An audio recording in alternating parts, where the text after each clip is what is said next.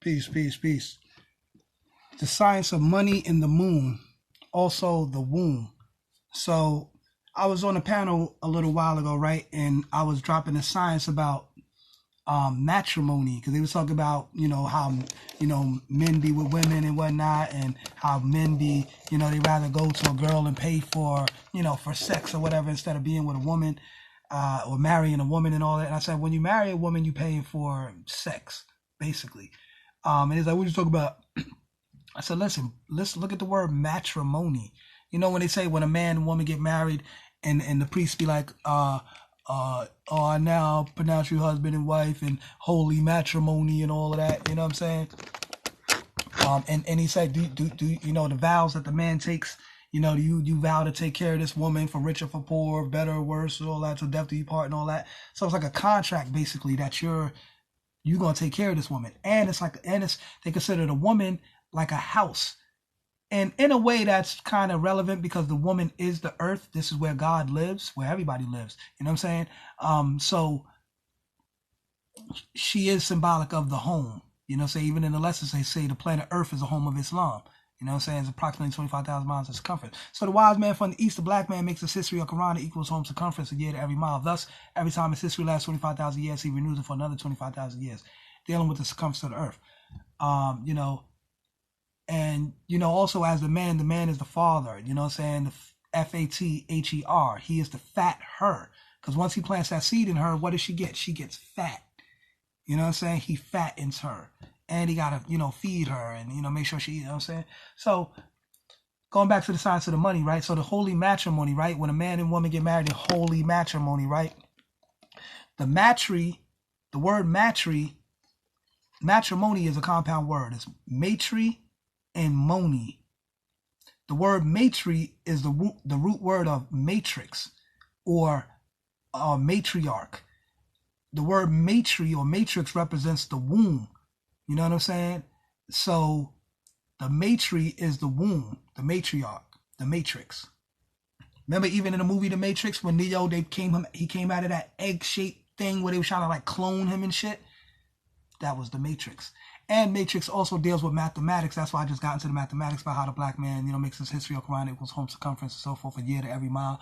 Thus, every time his history lasts 25,000 years, he renews for another 25,000 years.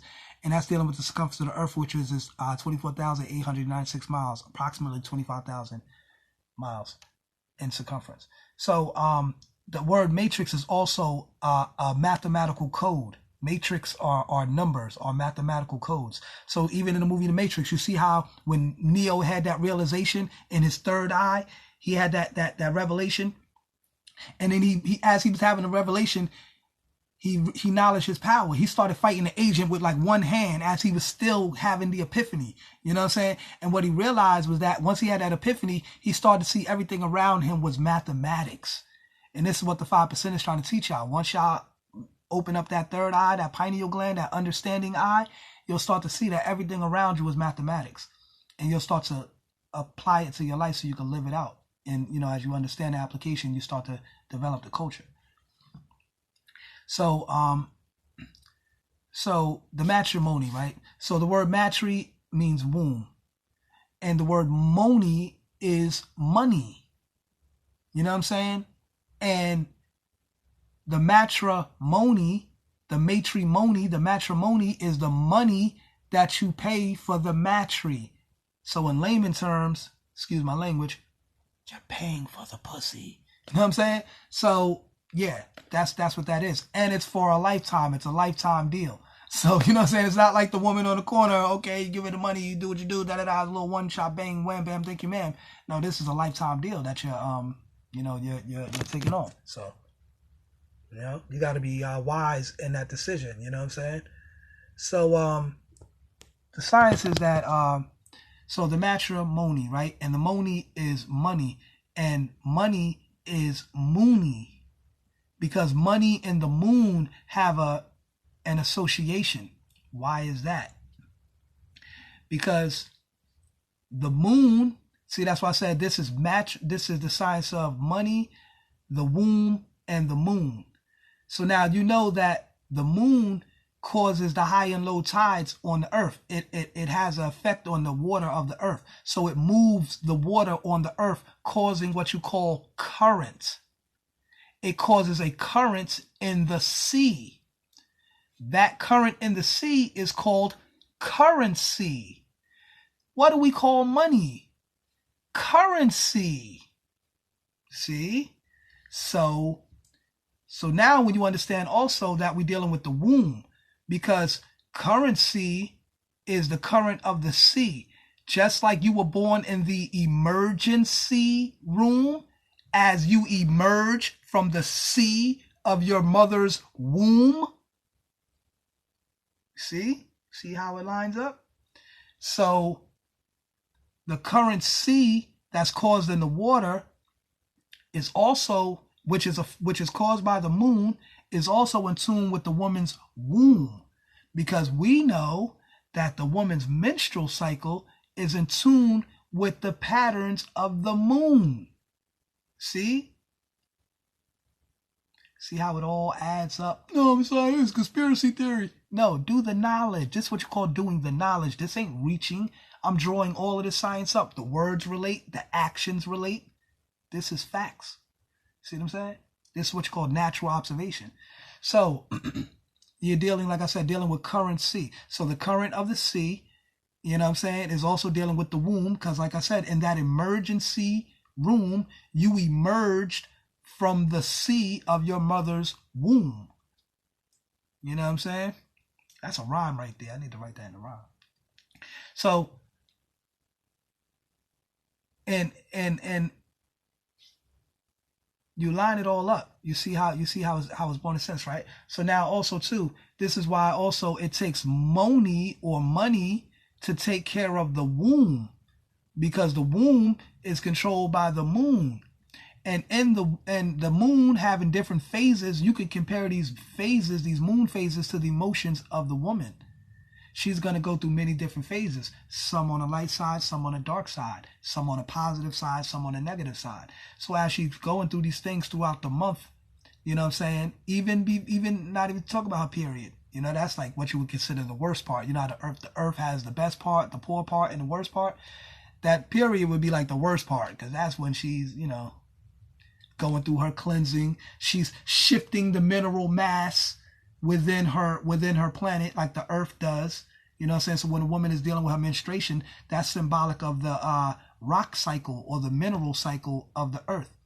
How the earth shifts its mineral mass and formulates itself. A woman does that too when she's pregnant. When the baby starts to germinate, the organs in her body will literally shift around. They have to move, like her lungs have to move up a little bit because the stomach is about to, come forth. So her body is literally like moving around. It's shifting the mass or the matter, just as the earth does. You see what I'm saying? This is why we teach the black woman is the earth. The original woman is the earth. See what I'm saying? She's not this goddess who by definition is just a woman who's adored for her beauty. This is why you see all of these half-naked women on Facebook with these comedic ornaments all over their body, talking about, I'm a goddess.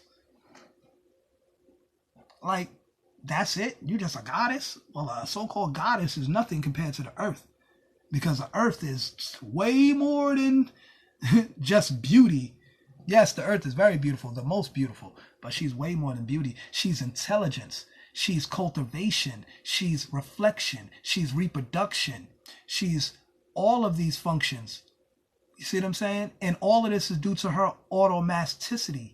See, there's a law. You could actually call, I would say, automasticity is a law, a scientific law. The law of automasticity. Basically that everything has an innate ability to kinetically function.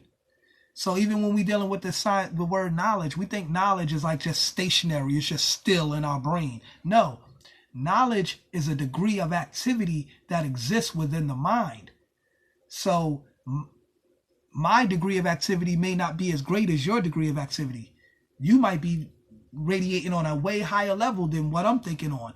You know what I'm saying? So your degree of activity is on some high science shit. I'm thinking I'm smart and shit, but you on some high science shit. You know what I mean? So everybody's radiating on their own, you know what I'm saying, level of thinking. So, you know, and that's the degree of activity that's existing within their mind, which is knowledge. So hence, knowledge is not potential per se. Knowledge is kinetic. Like knowledge is in motion. Like I know we say wisdom is the activation of knowledge when you put it in motion, but no, knowledge is in motion, you know, itself too. You know what I'm saying? And I'm going to quote from this dude that just quoted on the panel. He did make a good point, but I've been quoting Neo when he said this too, though. Neo said, I'm a movement by myself, but we're a force, but I'm a force when we're together. So knowledge is a movement by itself, but it becomes a force when it's combined with wisdom. See what I'm saying? So a man, he could be a movement by itself. He could be on the move doing his thing. You know what I'm saying? But once he combines with that good woman, what they say, when a man finds a good wife, he finds a good thing and all that. So yeah, when he finds that good woman, then he becomes a force when they're together. See what I'm saying? So going back, right? What I'm saying. So the matrimony. So when a man understand when you marry a woman, right? It's a serious thing. It's not a you know, as far as for the man is concerned, and the woman too, it should be a serious thing. But I've come to learn that a lot of times women see matrimony as, well, I'm just giving my body to him and I'm not going to cheat on him because we're married. Okay, that's not it. Like, you got wifely duties. There's stuff you got to do. You know what I'm saying? It ain't just like, oh, well, I'm not having sex with nobody, I'm loyal to you. That's not all what loyalty is about. You know what I'm saying? Just like a man, he's expected not only to be loyal, but be a whole lot of other shit. A provider, a protector, a securer, the one to guide the family, you know, a guider. You know what I'm saying? Like, all of these different things. He's expected to do a whole lot. You know what I'm saying? So, and the woman is too. She has a whole lot to do too. Like, being a mother is a full-time job. Like, in case people don't know or never realize that. Excuse me. A mother is a full-time job. So this is why it's not sexist for the man to say, I don't want my woman to work. Like, that's my job. You know what I'm saying? So if he feels like he's the man and he wants to work and he don't want his wife to work, it's not because, oh, you don't want me to be independent. And what are you talking about, independent? If you were to sit here and try to have a baby and work and try to fulfill my position and still try to be a full-time mother, you're going to burn yourself out. This is why these women be stressing out and then, and you want to blame shit on the father. No, he was there with you, taking half of the load.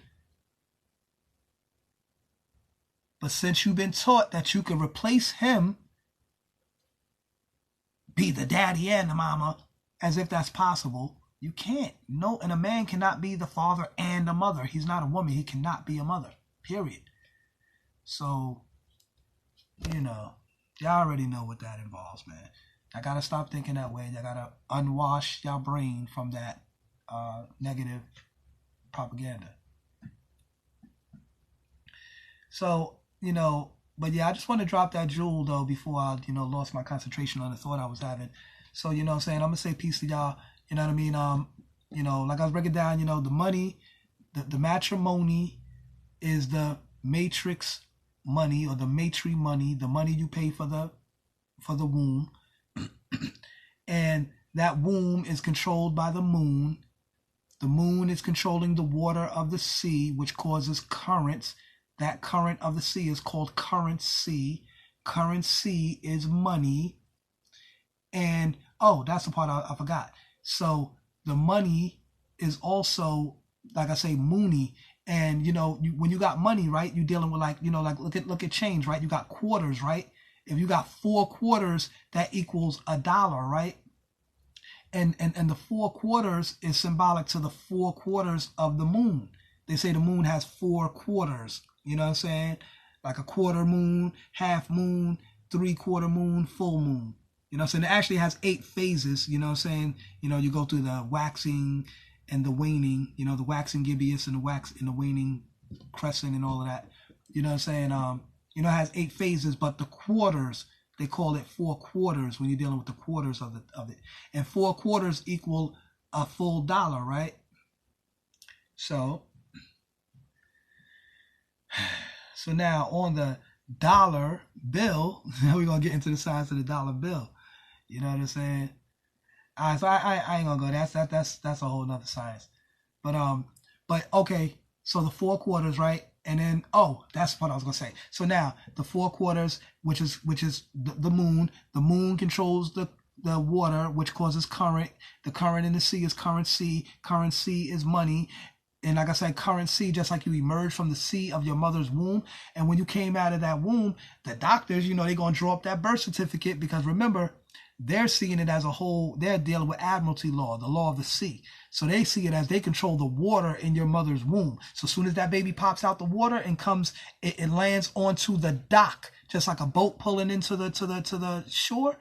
The boat pulls in, and then it delivers the goods onto the dock, right? So when the mother has a delivery, you be like, oh, were you there for the baby's delivery? You think it's just a baby being born, or the baby being birthed. Yeah, the baby's being birthed, but not birth. It's being berth. Look up that word. That's the birth of the ship into the dock. When the ship comes into the dock or leaves the dock, that's called a berth. You know what I'm saying? And because why, or more so really when it comes into the dock. And why is that? Because when it comes into the dock, it pulls out that anchor, throws that anchor down in the water to keep the boat still. That anchor is symbolic to the umbilical cord that's connected from the mother to the baby. So when the mother delivers the baby or gives birth, birth, to the baby, they consider that a berth, meaning she just delivered goods to the doctor. Root word in doctor is dock. So you know how a ship delivers goods onto a dock. In fact, and this is why they refer to a mother as a woman as a ship too. You know what I'm saying? And in fact, another word for a ship is called a Moor. And the Moors dealt with admiralty law as well, and they sailed the seas. They were seafaring and all of that, meaning people feared them in the sea because they were pirates. But the Moors, some of them deal with the Mason concept. You know what I'm saying? Which is ma son, mother and son, the mother and the child. You know what I'm saying? Mary and Jesus. Isis and Horus, you know what I'm saying? That whole concept. So then when the doctor, when the mother delivers the goods onto the doctor takes his scissor and clips the umbilical cord, which means that he just released, the goods have been released from the ship into the hands of the doctor. Then he takes the baby, put a print thing on the baby foot, put that soul plate on the paper, gives the father the first copy, in which I was given that. If I known the significance of that when I first gave it to me, I would have kept it in my possession. I misplaced that. Or maybe my baby mom probably took it somehow or something. But anyway, that was information. That information was important because that's the first record of your child's birth. BERTH and BIRTH. You know what I'm saying? And I had record of that. But so anyway, then they give that to the father by natural right. They're supposed to do that. But what they also do is they make their counterclaim. They draw up their birth certificate by the state.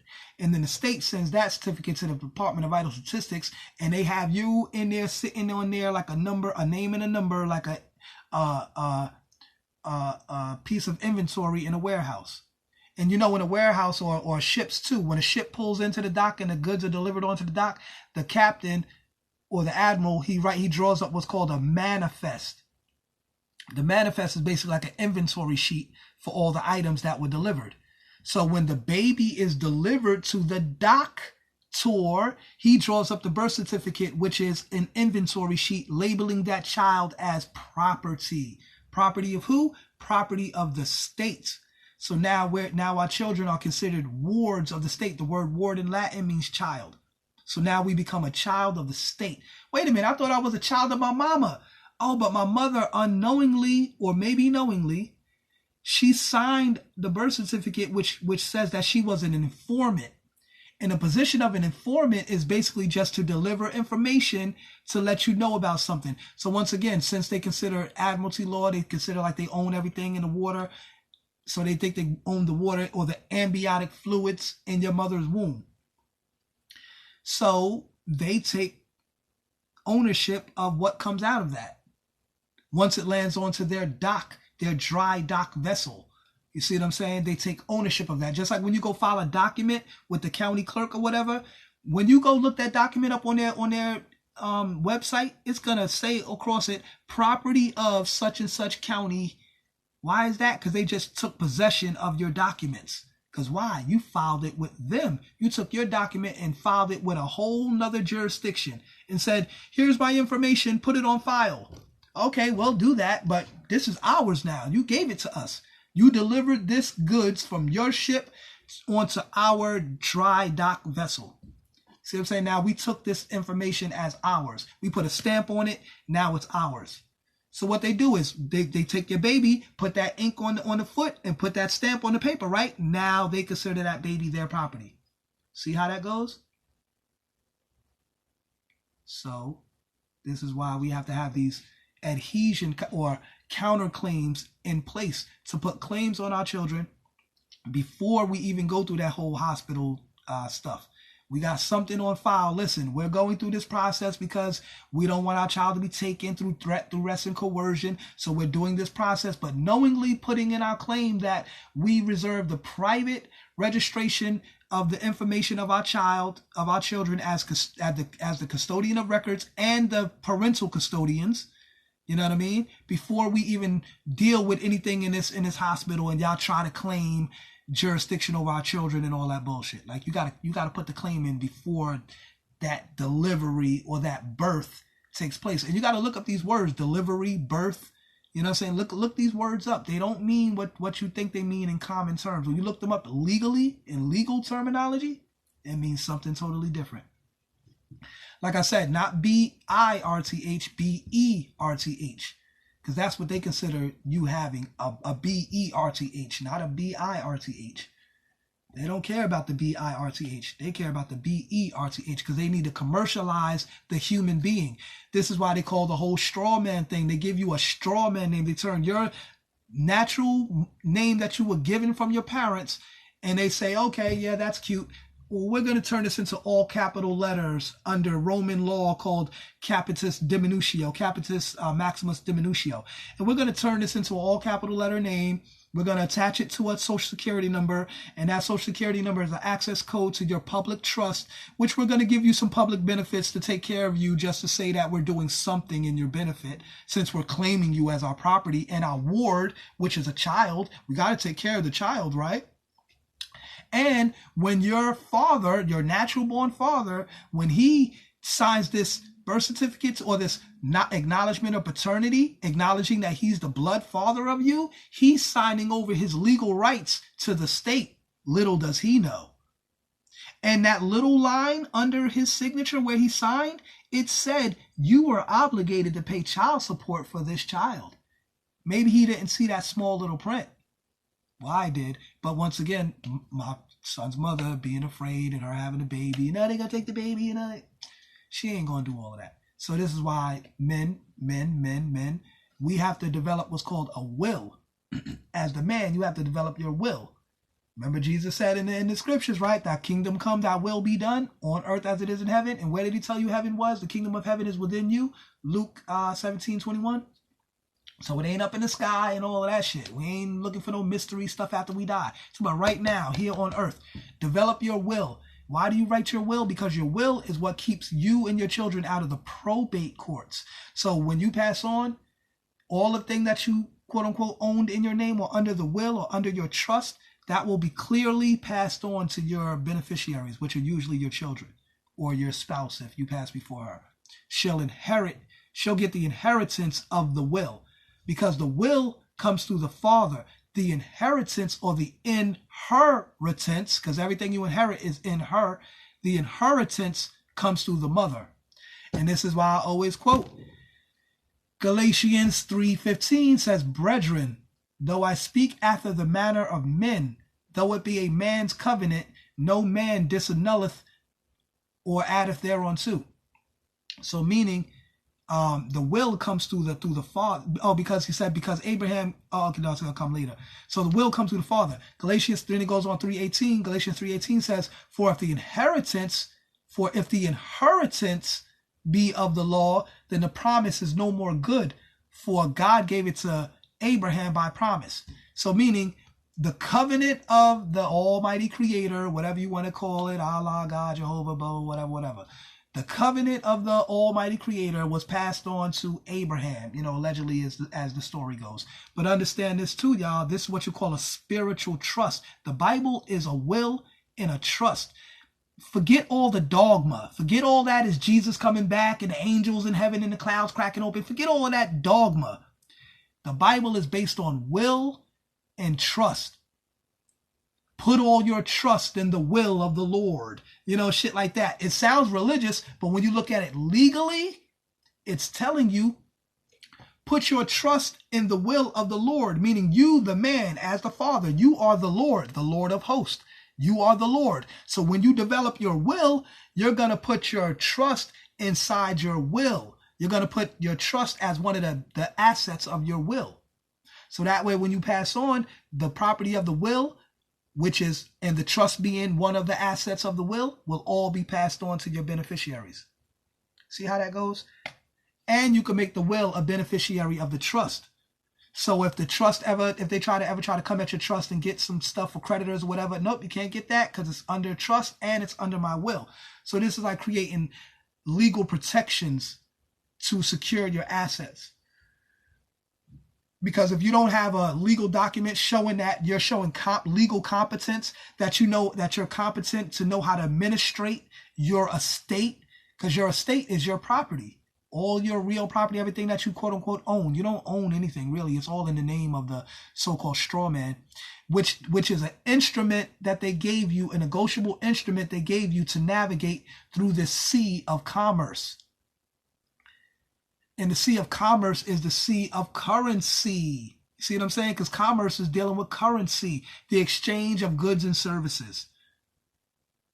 And how do we pay for goods and services? With currency. You see? You see?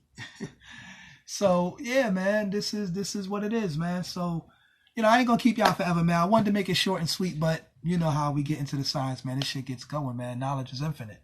But listen, I'm gonna come to a pause on this one right here, y'all.